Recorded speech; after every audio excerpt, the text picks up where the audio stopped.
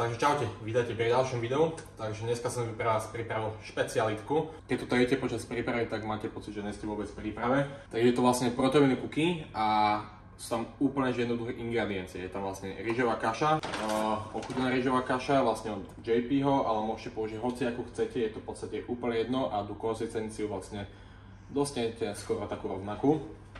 Moja obľúbená vlastne rýžová kaša je salted caramel, potom dobré blueberry muffin.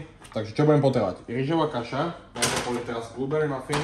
Budeme potrebovať ďalej horkú čokoládu, prášok do pečenia, baking powder. Pokiaľ chcete si to ešte trošku dochutiť, tak môžete použiť steviu. Ja to teraz moc nepoužívam v príprave, pretože som zistil, že mi to trošku nadúva žalúdok a tá rýžová kaša je sama o samote sladká, ale keď nemáte ochutenú rýžovú kašu, tak môžete kľudne ochutiť steviou. Čo som zistil, to som nedávno zistil, že ešte do toho, keď dám baby rice, tak to je proste neskutočná vec.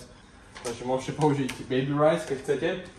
Takže ukážem vám, aký zrobím cookie ja teraz v príprave, čo fakt, že skoro nič nedávam, čo najmenej ingrediencií, čo najmenej kalórií, ale stále to chutí výborne, stále sa to viete užiť. Predohrajem si rúru vlastne pec na 180 stupňov. Fakt je to už úplne easy. Ja keď som prvýkrát vyskúšal, sa podarilo na prvýkrát a normálne si nechápal, som odpadol, že ako to bolo. Čo budeme ešte potrebovať? Budú vlastne rýžové chlebíky, 50 g rýžovej kaše. Prv vlastne tam dám rýžový chlebík. Ten rýžový chlebík vlastne som zistil, že tam vytvorí takú crunchy konzistenciu, takú chrumkavú a je to proste neskutočné. Takže nemáte to len mäkké, lebo potom to chutí ako skôr aj palcinka, to si môžete rovno urobiť palcinky. Zoberiem vlastne rýžový chlebík, tam vlastne podrvím. Teraz použijeme 40 g rýžovej kaše, blueberry muffin.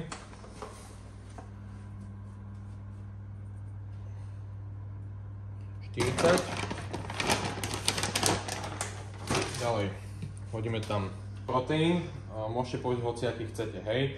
Ja dám 40 g proteínu, ale kľudne tam môžete dať vlastne všetkých 40 g do toho, ale ja väčšinou si dám tam len 10 a zvyšných 30 si nechávam ako polevu. 10 g proteínu, kyperací prášok, to nejak hop.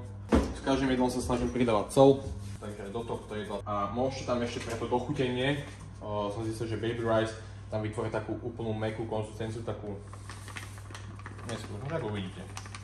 Tam som dal okolo 7 g, možno 10. Mrazené čučoretky, tam dáme 50 g.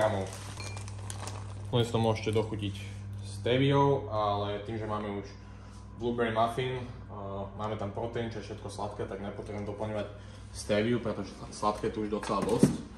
Ale keby ste mali, dajme tomu len túto baby rice, alebo môžete použiť kľudne aj túto rýžovú kašu, tá je tiež instantná, alebo aj túto rýžovú kašu, tak kľudne sa môžete dochutiť steviou, alebo nejakými flavor drops. Dávajte si pozor na tie bezkalorické sladidlá, ale veľa z nich obsahuje proste fakt, že veľa sračiek a môže vám spôsobovať tráviace problémy, čo zrovna nechcete, hej. Síce môže to chutiť dobré, ale jak to má potom zmysel, keď proste vás to úplne nadúva a nemám z toho dobré. Dobre, takže to máme hotovo a teraz pridáme len vodu, hej, nič iné do toho nepridávam.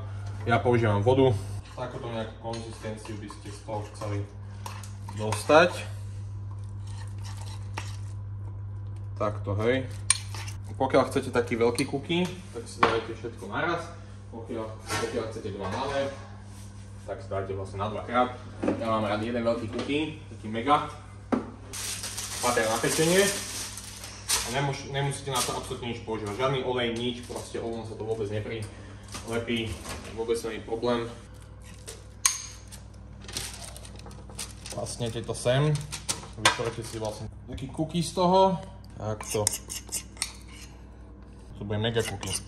Teraz použijeme 10 g horkej čokolády, 100%. Dáte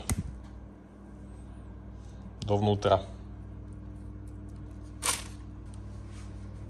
No a teraz to vlastne ešte tie chocolate chips, tie kúsky čokolády tam trošku do toho zariete, aby nebola všade roztečená. Je to úplne jednoduché. 40 g rýžovej kaše, dal som 10 g rýžových chlebíkov, trošku baby rice, škorica, sol, 10 g proteínu, baking powder, čo má vlastne kyperací prášok, nejaké boblovité ovocie, na dochutenie vlastne horká čokoláda, máte tam zdravé tuky a teraz to hodíme vlastne do truby.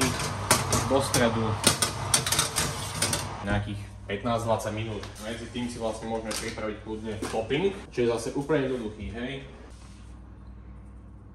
Dôležitá je tá konzistencia toho pudingu proteínového, takže keď som 20 gramov, tak ja už to robím od oka, lebo ja už to mám fakt naučené, ale keď neviete, tak keď máte 20 gramov proteínu, tak tam dáte cca 10-15 gramov vody. No a ja som to trošku prehrotil s tou vodou. Pokiaľ si to fakt robíte vodové, zatiaľ sa mi robí ten cookie, tak taký typ môžete to hodiť na chvíľu do chladničky a on tak trošku studne. A ešte si pripravím vlastne ďalší topping, čo budú mix s lesných plodov. Tam ďalších 50 gramov cca.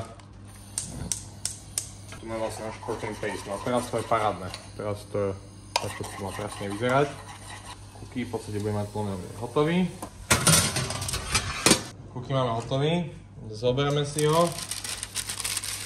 Zradneme ho. Máme sem pekne. Zoberieme si náš protein paste.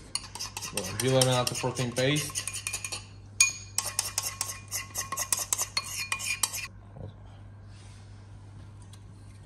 OK, takže tu mám vlastne Ultimate Protein anabolické cookie, prep cookie, ktorý každého z vás môže zachrániť v príprave, ktorý vám vybije oči a chuťové bunky.